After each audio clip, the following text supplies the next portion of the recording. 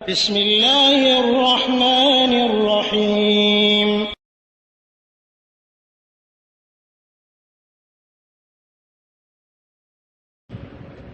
আলহামদুলিল্লাহ কাফা ও সালামু আলা ইবাদিহিল্লাযিনা ইসতাফা আম্মা বাদ। মুহতারাম ভাই জানতে চেয়েছেন যে জুমার নামাজ হয়ে যাওয়ার পর কতিপয় ব্যক্তি মসজিদে প্রবেশ করলো, এখন তারা কি আবার ওই মসজিদে পুনরায় যারা জামাত পেল না তারা সকলেই কি জুমার নিয়তে জুমার নামাজ পড়তে পারবে নাকি?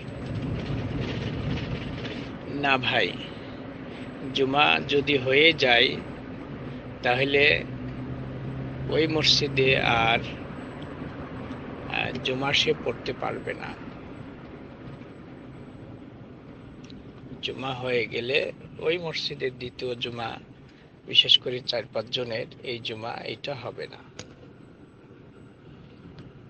কেউ যদি জুমার নামাজ 1 রাকাত যদি পায় তাহলে সে বাকি আর 1 রাকাত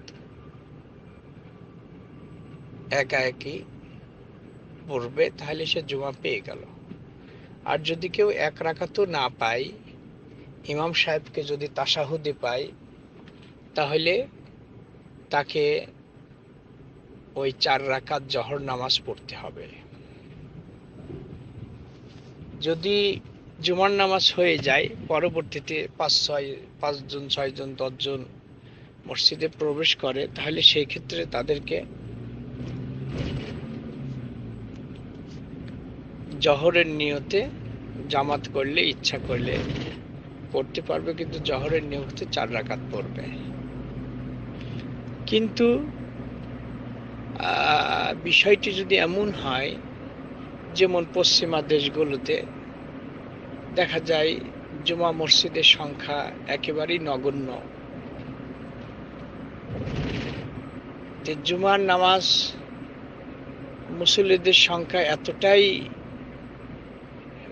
বেশি যে জুমার নামাজের সংকলন ওই মসজিদে হয় না।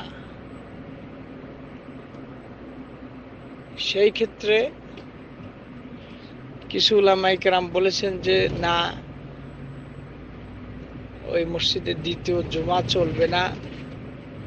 কিছু উলামায়ে কেরাম বলেছেন যে হ্যাঁ, দ্বিতীয় জুমা পড়া চলবে, কারণ তারা খামাখা তারা বিশেষ কারণে তারা নামাজ পড়তে পারেনি, তা হচ্ছে জায়গার সংকলন না হওয়ার দরুনে। সেই ক্ষেত্রে বেশ কিছু উলামায়ে কেরাম বলেছেন যে ইচ্ছে করলে তারা জামাতের নিয়তে